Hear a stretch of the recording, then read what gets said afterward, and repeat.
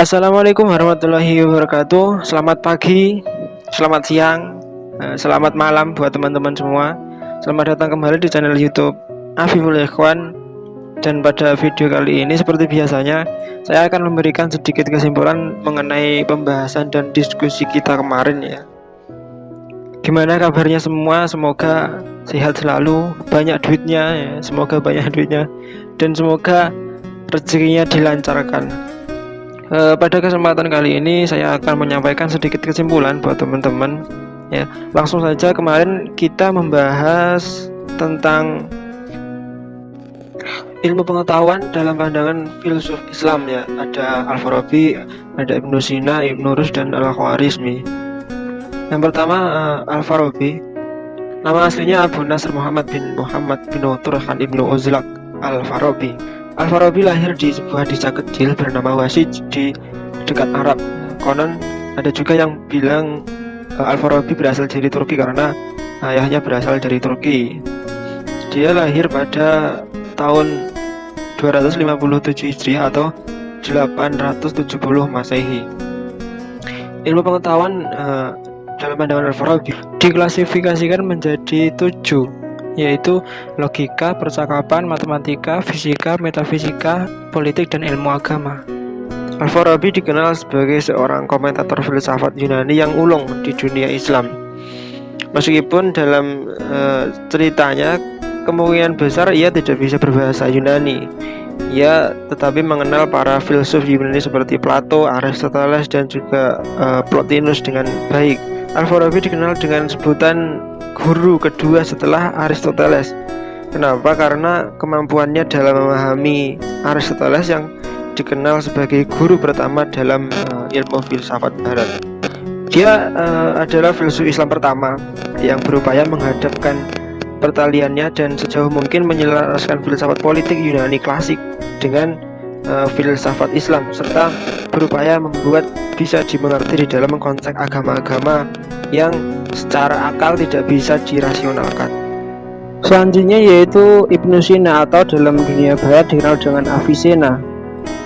Nama lengkapnya yaitu Abu Ali Husain Ibnu Abdillah Ibnu Sina, lahir di Afshana, suatu tempat yang terletak di dekat Bukhara pada tahun 980 Masehi. Pada usianya yang 17 tahun, ia telah dikenal orang-orang sebagai dokter.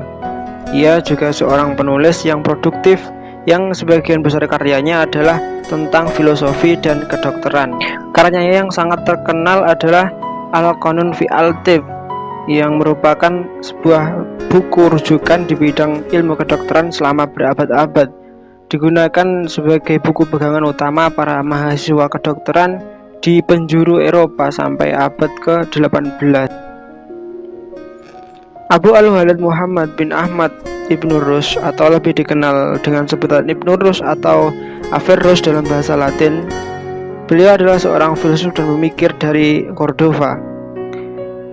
Ibnu Rushd menguasai bidang disiplin ilmu termasuk filsafat, akidah atau teologi Islam, kedokteran, astronomi, fisika, fikih atau hukum Islam, dan linguistik. Karya-karya filsafatnya termasuk banyak tafsir dan ringkasan karya-karya Aristoteles. Makanya orang-orang barat sering menjuluki Ibnu Rushd dengan sebutan sang penafsir. Ibnu Rushd juga semasa hidupnya mengabdi sebagai hakim dan dokter istana pada masa kekhalifahan Muwahhidun. Yang terakhir yaitu Al-Khwarizmi. Nama lengkapnya yaitu Muhammad bin Musa Al-Khwarizmi, yaitu seorang ahli matematika, astronomi, astrologi, dan geografi dari Persia. Al-Khwarizmi lahir pada tahun 780, tepatnya di Khiva, Uzbekistan.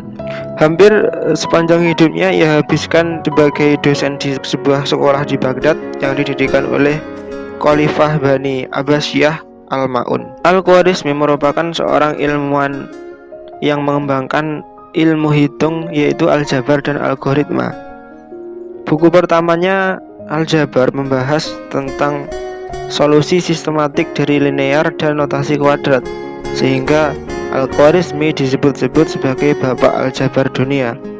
Al-Khwarizmi juga berperan penting dalam memperkenalkan angka Arab melalui karyanya yang kelak diadopsi sebagai angka standar yang dipakai di berbagai bahasa, serta kemudian diperkenalkan sebagai sistem penomoran posisi desimal di dunia barat.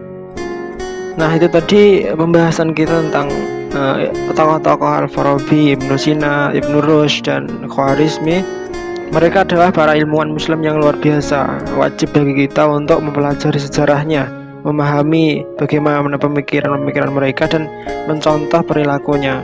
Selanjutnya, saya ucapkan terima kasih kepada teman-teman yang sudah ikut berdiskusi, menjadikan kelas daring ini aktif dengan berbagai pertanyaan, dengan berbagai jawaban, dengan sanggahan dari teman-teman. Jangan lupa stay at home, jaga kesehatan semua, dan sekian. Assalamualaikum warahmatullahi wabarakatuh.